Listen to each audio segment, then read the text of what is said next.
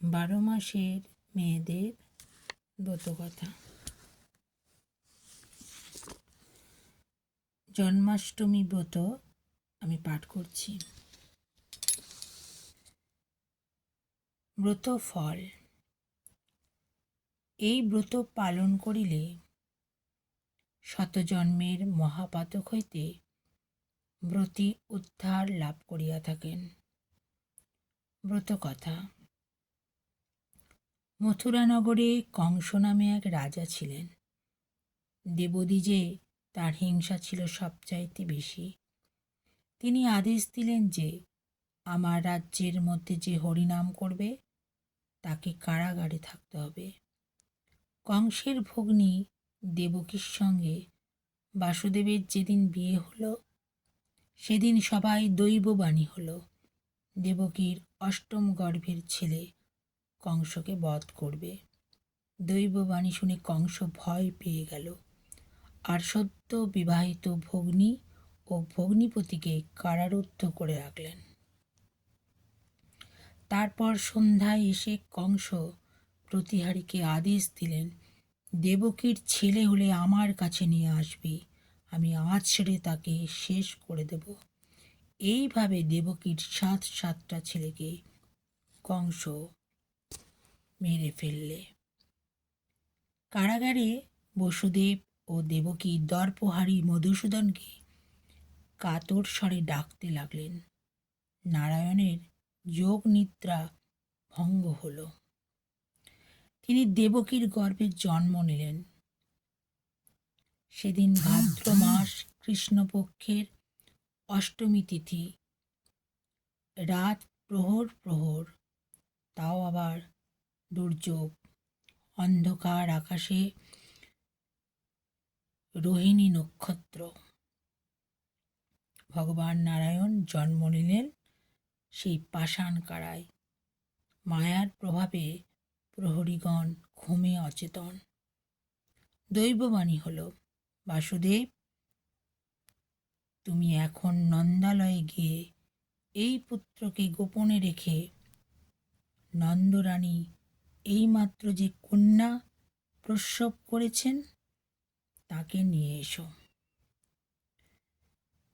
বাসুদেব পুত্রকে কোলে নিয়ে নন্দালয়ে গেলেন এবং নিজ পুত্রকে দিয়ে কন্যাকে নিয়ে এলেন। সকালে প্রহরীরা কারার মধ্যে নবজাতকের কান্না শুনতে পেলে তারা জোর করে মেয়েটিকে নিয়ে কংসের হাতে তুলে দিলে।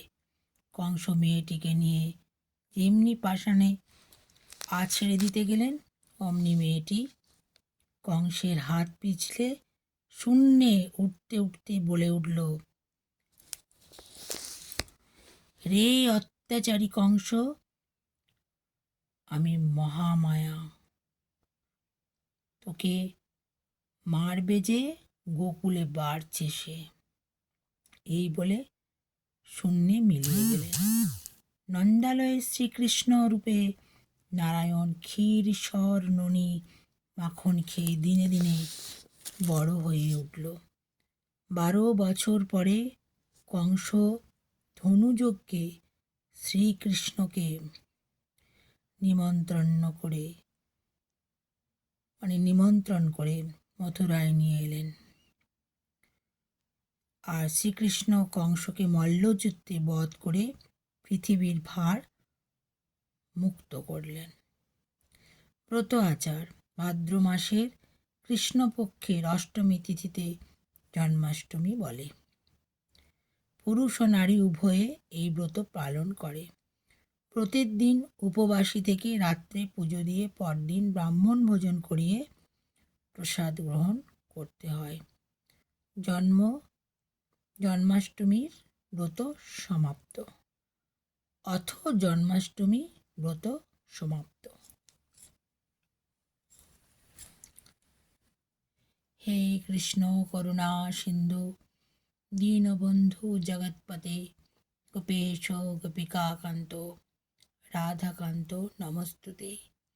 নমো ব্রাহ্মণ্য দেবায় গো ব্রাহ্মণ্য হিতায় চ জগদ্ধিতায় কৃষ্ণায় গোবিন্দায় নমো নমঃ। গোবিন্দ হরি গোপালা মাধব পরমেশ্বর সচ্চিদানন্দ মনমোহন মুরলীধরা গোপাল।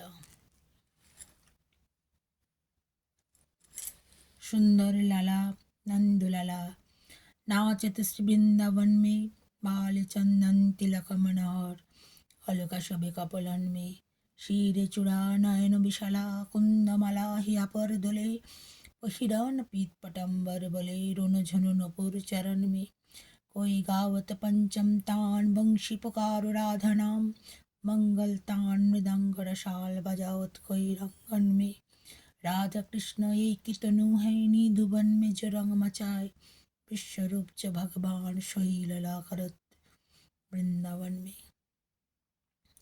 जय गोपाला गोपाला मुरली मनाहर नंद लाला।